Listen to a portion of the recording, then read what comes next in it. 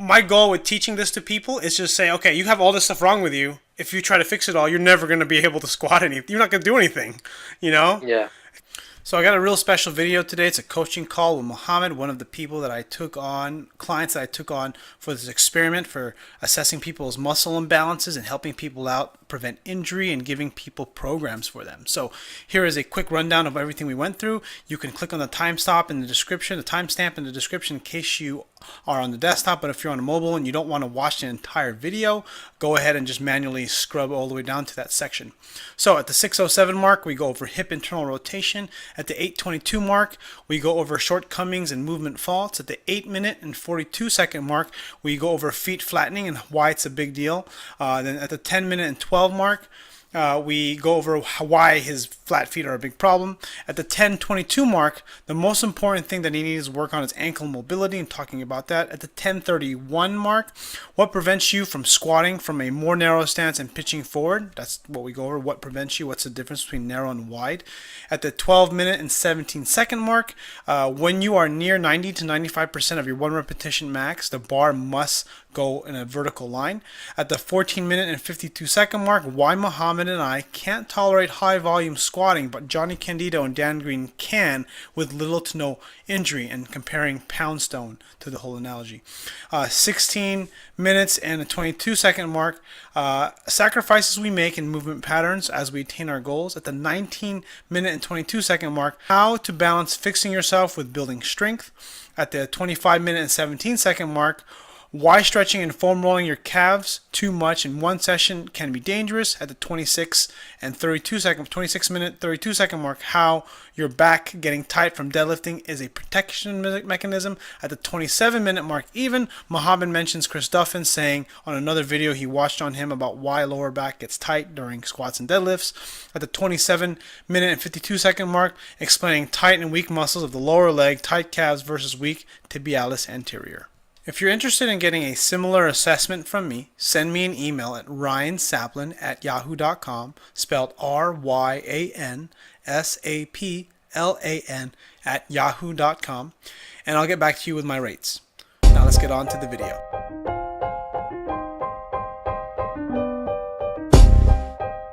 Go ahead and just address some of your questions in your email. It wasn't a lot of questions at all, but I just wanted to make sure that, it was kind of hard to reply all that by email because a lot. Yeah. I said did the drills today. The main difference which I found was that I was able to keep my keep a narrower stance.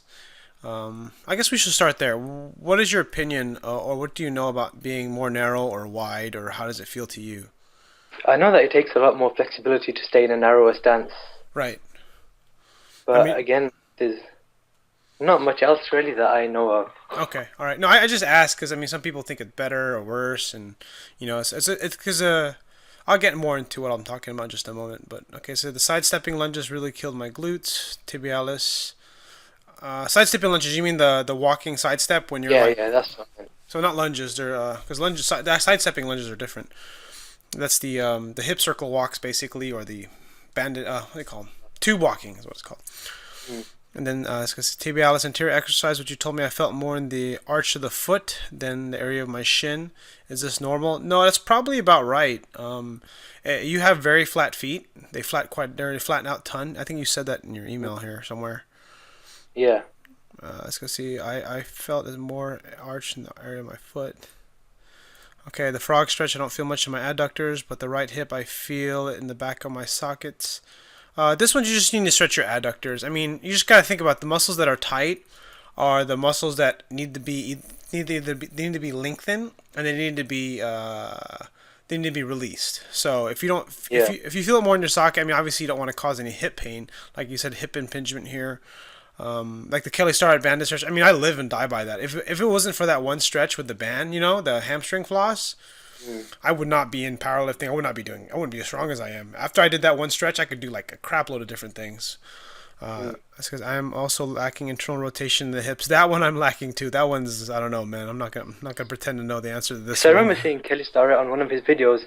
I think it was something about squatting with your feet out, and then he said internally rotate yourself, and he had a lot of stretches on there.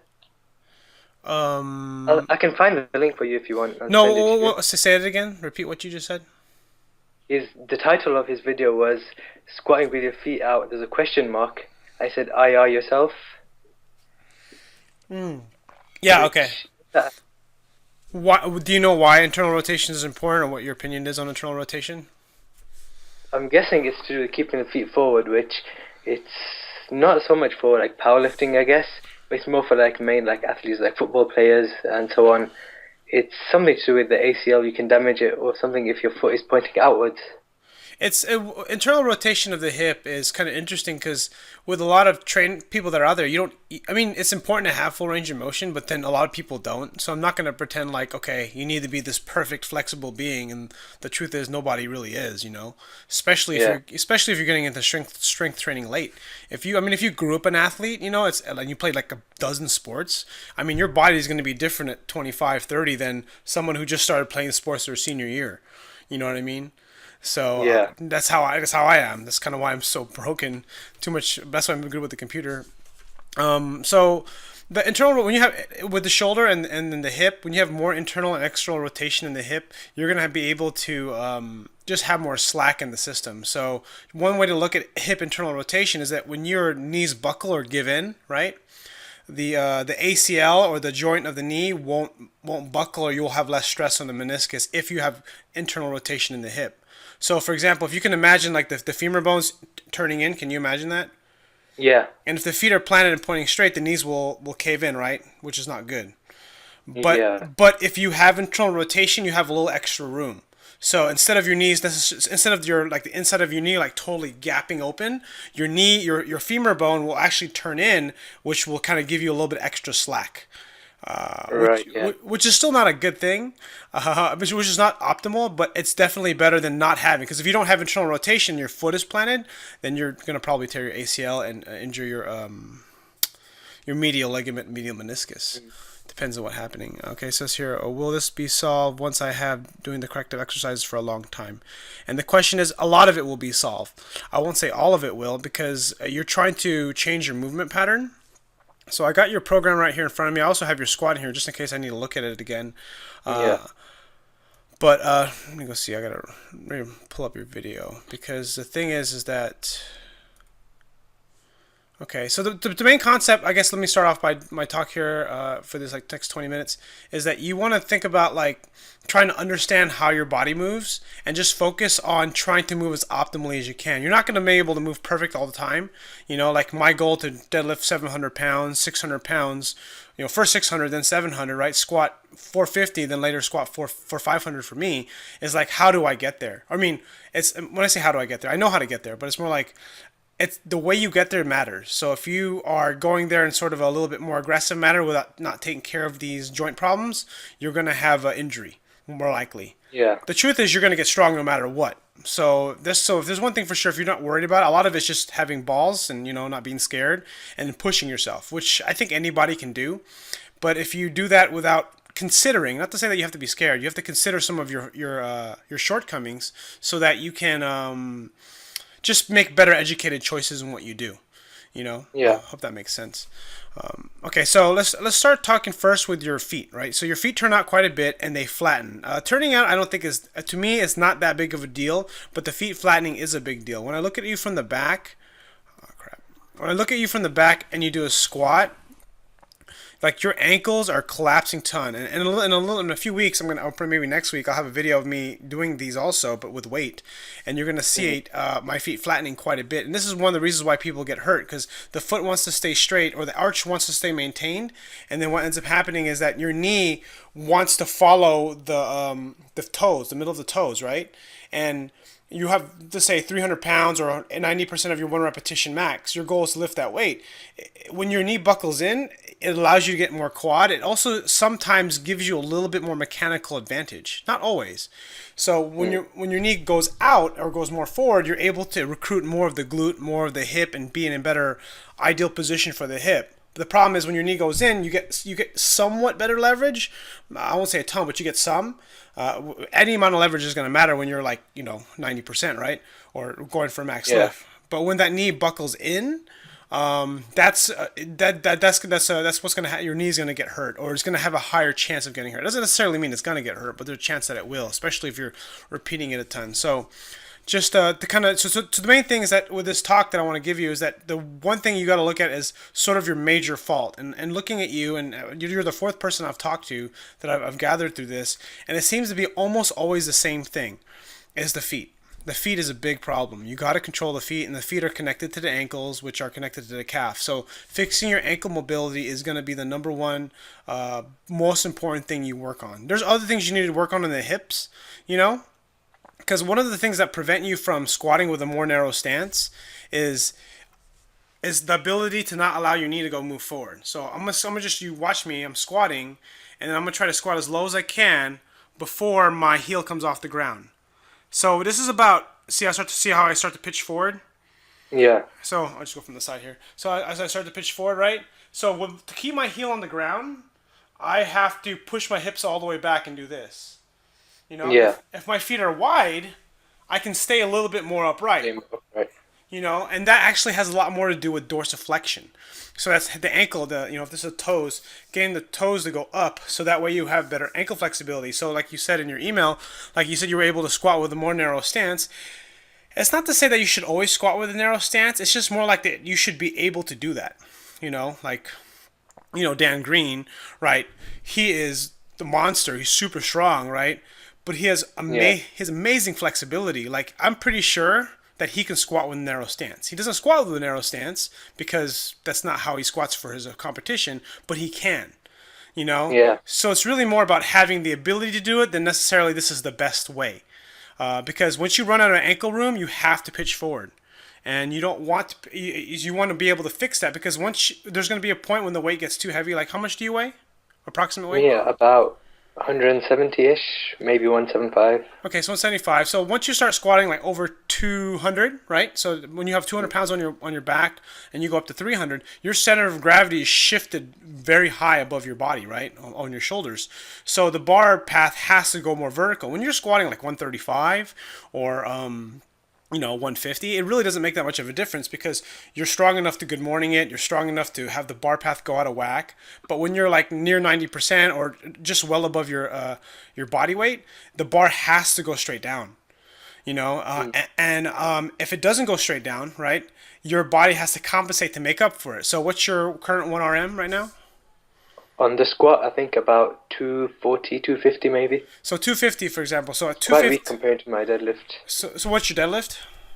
It's about 400. 400. Yeah, it looks like. I mean, you looks like you probably do you sumo or conventional or both? Conventional. Conventional. I mean, you probably just your setup. I can tell that you have pretty big hips and legs, so I can see that works pretty good. The squat. The reason why the squat doesn't work too good for you, I mean, maybe it's because your legs are a little long, but the reason is just ankle mobility. You don't have good leverage.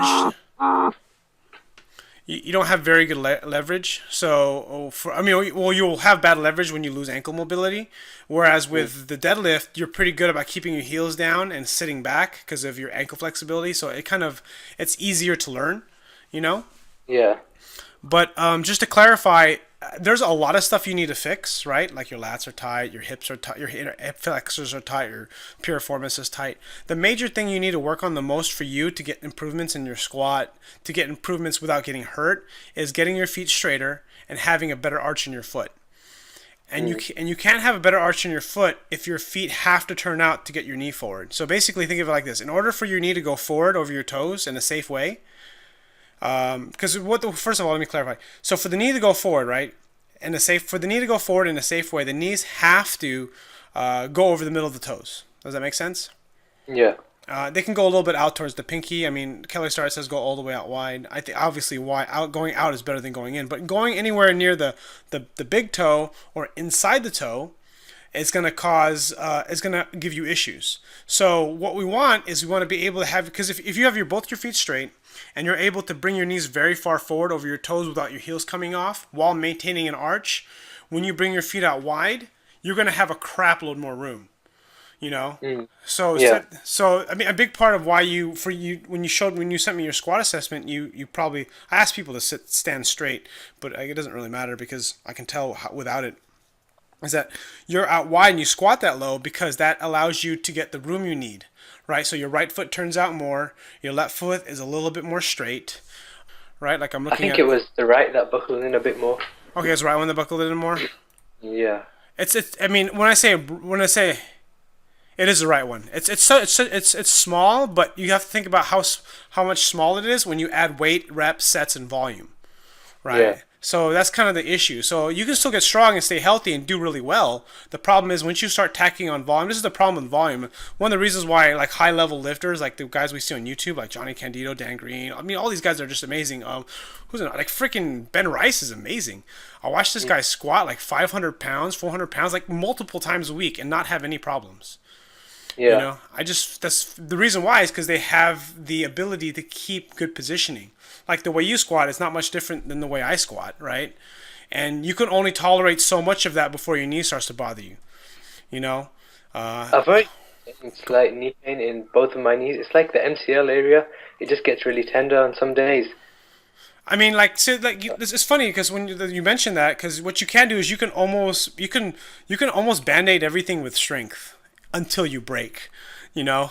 So like who got hurt the other day? Like Poundstone got hurt, and I mean, Yeah. you could basically blanket everything until your faults. You know, and this is not really like a I mean, to say anything negative about Poundstone. We do what we do because we love what we do when it comes to training. Yeah. But we have a fault in our movement pattern, and we make sacrifices in some of our health sometimes to make progress in another area. You know, it's just that once you start pushing yourself to one end too soon, like for example, for you with the way you squat, you can band-aid that by wearing Olympic shoes, right? Yeah. Just for example. So I mean, there's other ways to fix your imbalance. You can squat to a higher box. You can squat with your feet. You don't squat as low because the squatting the low is actually what's giving you problems. And why can't you squat that low? It's because of your ankle mobility. I mean, don't get me wrong. Your Yeah. hip, your inner thighs are tight. Your piriformis is tight also. But if you fix all that, your knee will still move funny because your knee can't move forward. Because Yeah. once your knee starts to move forward, you basically, if you don't fix your ankle, you're gonna make your hips more mobile, right? So your hips are gonna feel better. You foam roll the crap out of your inner thighs, your piriformis, you stretch out, you do the mobility stuff with Kelly Starrett band stuff, right? You're gonna be able to sink in the hole real well, right? But then your feet are still going to be where they are if you don't take care of your ankles. Because then what's going to happen is you're going to shift away from the tighter side. So in your case, so you shift to the left. Okay. So you shift a little. So when you squat, you mildly shift to the left. And when you mildly shift to the left, it causes your right knee to want to go in, right? And then it makes your and that means your left ankle has better ankle flexibility because you have more room for the knee to go forward. Does that make sense? Yeah. The right knee, the right ankle has trouble staying forward, can't travel over. Because if you travels forward, your heel will come off or you'll lose your balance. This is the reason. So when you squat, you're shifting to the left. It's very small. But then when you put a lot more weight, you're going to shift more and more to the left. And then when you pay attention to your training, you're going to learn a lot more. Because I was talking to another person when I did this assessment with, is that when he squats real heavy, he noticed, I think he shifted to the left, but when you shift you're not just shifting to the left, you are turning to the left. Does that make sense? So if you have a barbell on your Yeah, back, that's something which I noticed just recently, that my pelvis is slightly tilted to the left side. And there's one guy on YouTube, his name is Matt Shue from Upright Health. yeah, He's got a video about correcting a rotated pelvis. And in there he was saying that you stretch out the quad which the side tilts to. So just say my left side is the one where my pelvis is slightly tilted towards. And so stretch out the left quad. I actually did notice that my pelvis does stay slightly straighter. I watched his channel and I've seen some of his videos. He has some good stuff.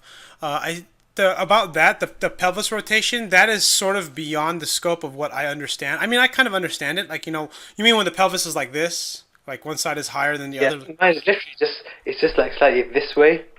I don't have seen any video, so your video's not on. So I don't know if you're showing me something or not, but it's all right. It's just if your pelvis is shifted, right? It's gonna have an effect on a lot of different things. But the main thing I want you to understand is that you want to fix that too, but I want you to focus on your ankles so that you can train. Because Yeah. the thing is that with all the issues you have and issues I have, you can literally spend all day on this, and Yeah. you'll just never work out, right? So my goal with teaching this to people is just say, okay, you have all this stuff wrong with you. If you try to fix it all, you're never going to be able to squat anything. You're not going to do anything, you know? Yeah. Because I get so obsessed with it myself, and I'm trying to fix myself, but then I don't even get to lift. I don't get to do. I mean, I don't get to have the fun that I basically lose motivation, you know. So what I'm trying to get you to understand and teach you in this video is that, or in our call, is that just focus on your major bottleneck. Not to say that you should ignore everything else. Just understand that, you know, like let's say you got to pass school, right? You're going to college, right? High school, whatever, right? And you, in order to pass, you have like there was a story. I was going to fail English, and if I failed English my senior year, I would have to come back. I wouldn't graduate, right? You know, so don't get me wrong. My other classes are important, but I need to graduate. You know, That'd be your priority. yeah, so you just make it you make it more of a priority. Like, so let's say, so you want to keep it 15 to 20 minutes at the most, so that way you improve that area. Because what you'll find out will happen with for you at least, but this is actually kind of interesting because it's going to happen to a lot of different people, because you're reasonably strong, right? You can squat well over your body weight, right? You can deadlift 400 pounds, you know, that requires skill, you know, but understand that when you have this issue and you're like, when you fix your ankles and you train, you're going to be able to stay a little bit more centered, and then you ultimately will be and because you know I'm assuming you're talking to me, so that means you focus on your form and you train hard, right? Yeah. So I mean, as long as you focus on your form, you focus on staying tight in the core, you do the stuff you've already been doing, you work on your ankles, that will clear up a good chunk of your problems, probably about 60%, maybe 70%, you know. Over time. I mean, there's a lot more. Remember, there's always going to be a lot more to fix, but if you can work on your ankles, because that's the thing I ignored the most, you know what I mean? And then since I've been fixing it this last week, I've just had such a big difference in being able to keep my hips centered, and just really be able to like, just have less problems. So let's release your calves, right? Spend some time rolling out your calves. You know, if you go to a movie or you watch TV or you get a chance, just smash the crap out of your calves. Get them back to normal, right? And then the second thing... Yeah, when I was doing the calf stretches and calf smashing, what I found was that even after the 2 minutes, they were still really tender, even though I did gain a lot of like flexibility back. Right. But they still stayed really tender. So is there like a certain amount of time? Should I do more than that or what? That was like 2.5 minutes per side. You do as much as you have time for. Like I was watching Interstellar. We were watching a movie on Saturday, and I was foam rolling my calf on a lacrosse ball on top of a block. Like, so I went to a friend's house with my kids and my family, and he has a little theater, and I literally just put the block on the table, and then I put the lacrosse ball on the table, and I put my foot on there, you know. And by the end of the movie, my calf was like super stringy. I thought I bruised my calf.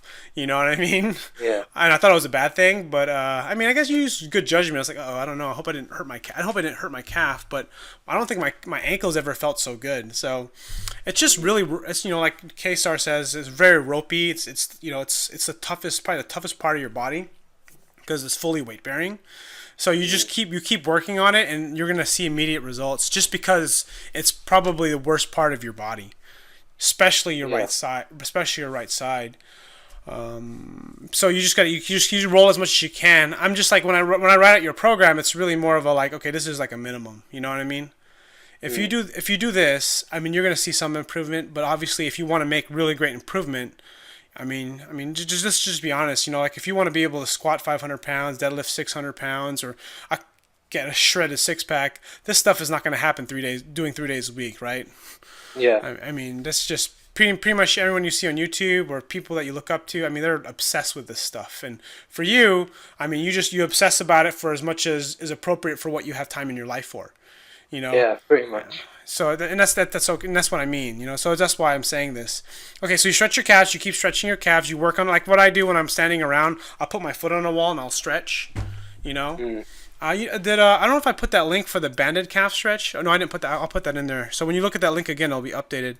But there's Is it the one that you've got a video for on YouTube as well? Yeah, it's actually the same one, similar. Yeah, the ankle impingement one. Yes, exactly. The Brook Bush one. Yeah. The Brook Bush has a better one that I like. And I'll link that on here, but that one is the one that I like better. I mean, they're both good, because if you look at like Kelly Starrett, if you compare mobility from Kelly Starrett and other people, right? Kelly Starrett is very aggressive, which is not bad because it works, you know. Yeah. But it's sometimes too aggressive, and depending on what population you are, it could be bad. You know, Mm. for us, I think it's okay. But if you're like a beginner, it can be a bad thing. It might be too much. Brooke Bush has a little bit more. He's more scientific, I guess you can say. You know him or seen his videos? I saw one which you linked, but before that, I don't think I'd heard of him. So get that ankle fix, and then now, so those are the two things. So think about that. You're rolling and stretching your calf. You should always be rolling your calf. So you just kind of put that on the side, right? Spend about 90 seconds to 2 minutes stretching each calf, right?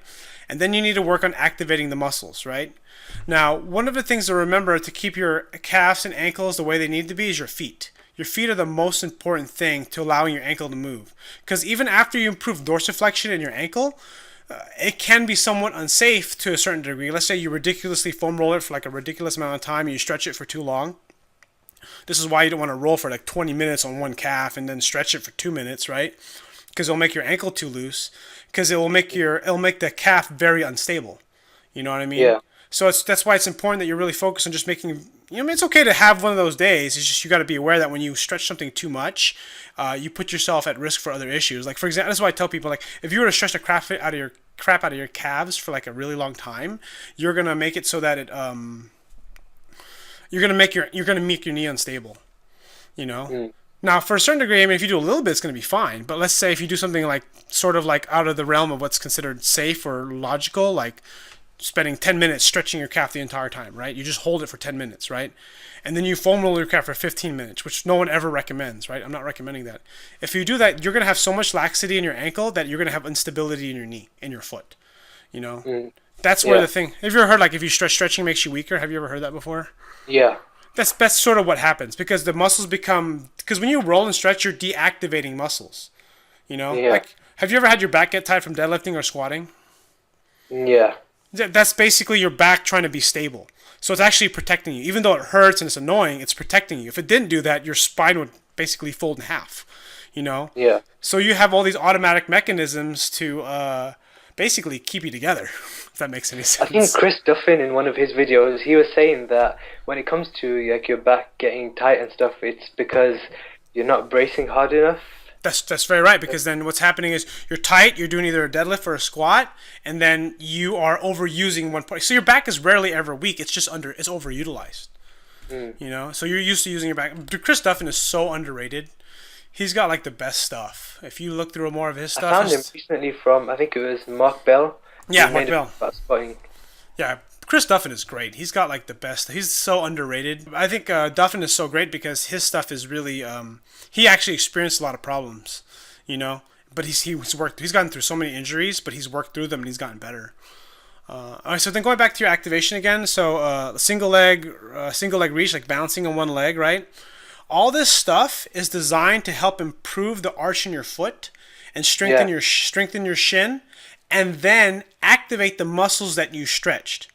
Mm-hmm. All right. So when the muscle is tight, right, it's hard to use that muscle very well because it's turned on, right?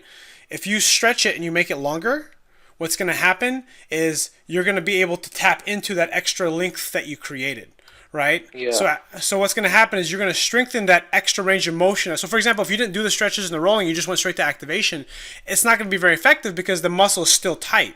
You'll still build some ability, but the problem is to get the most out of it, you want to foam roll and stretch so that way it gets long, and that way you can tap into that range of motion while you're training, you know, and then you wake it up. Because then what happens is the one thing you're going to learn, I forgot to mention that on these exercises, you want to try to do them with your feet without shoes.